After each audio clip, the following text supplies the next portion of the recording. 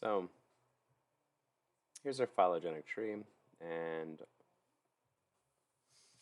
when we talk about primitive traits, we're going to be using this green color, and when we talk about derived traits, we're going to be using this blue color. Apologies if you can't see the difference between these colors.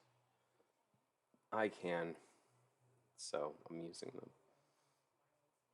All right, so we start our journey here with the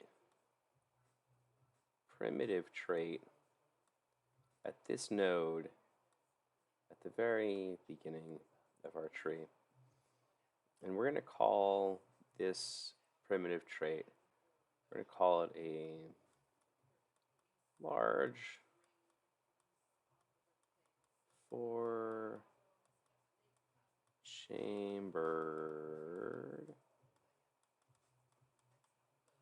heart. So like a regular mammal heart, right? And then at some point along the evolutionary path, we can identify that there was a clade. There is a clade, there was a clade of identifiable creatures in the fossil record appears. And at the node, at the very bottom of that clade, the thing that distinguishes this clade and all the creatures along in the clade from other creatures that may have developed out of this large four-chambered heart. Like over here, creatures there, over here, creatures there. Who knows, right?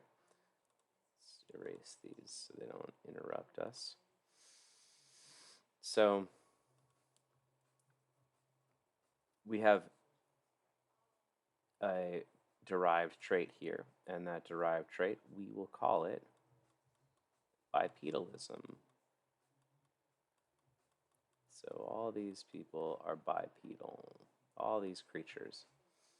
And this is their derived trait, and they have the primitive trait of large four-chambered hearts. So all the creatures at the ends here are both bipedal and have large four-chambered hearts.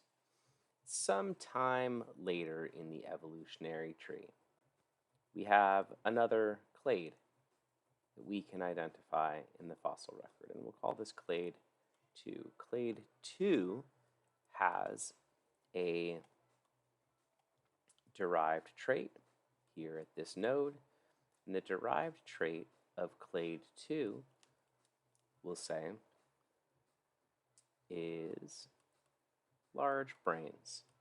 Now this is of course a very, very simple, very oversimplified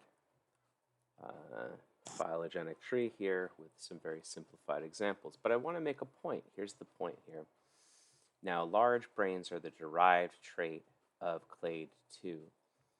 But for clade 2, bipedalism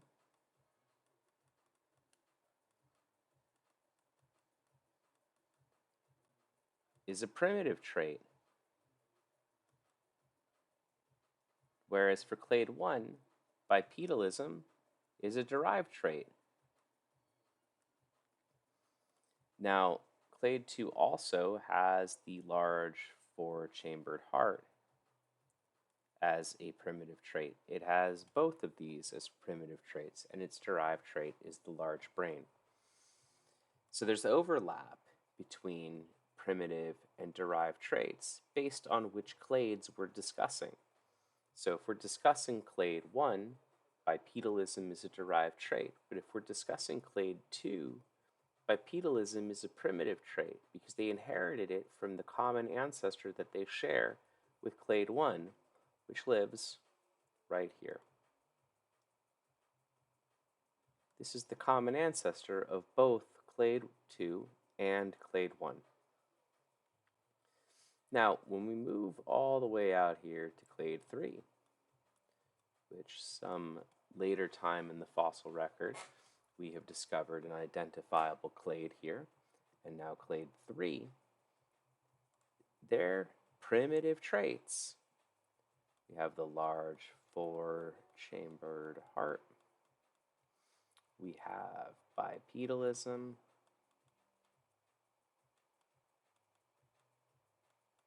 We also have large brains.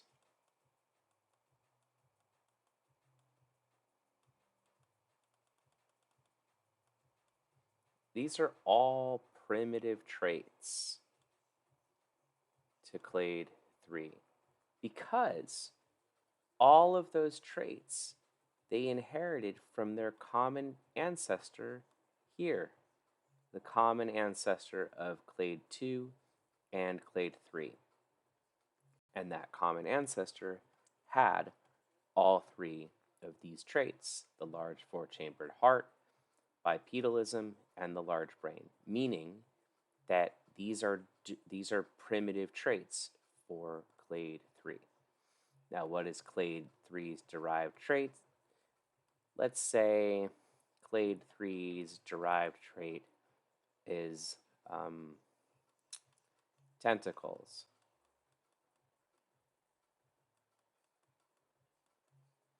Right?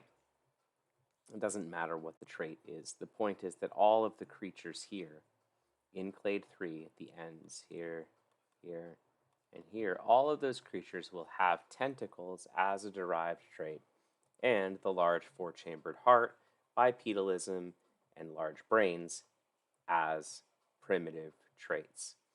So, to review, when we talk about primitive and derived traits, you want to make sure that you know what clades you are referring to, because the clade that you're referring to is going to determine whether a trait is primitive or derived for that clade.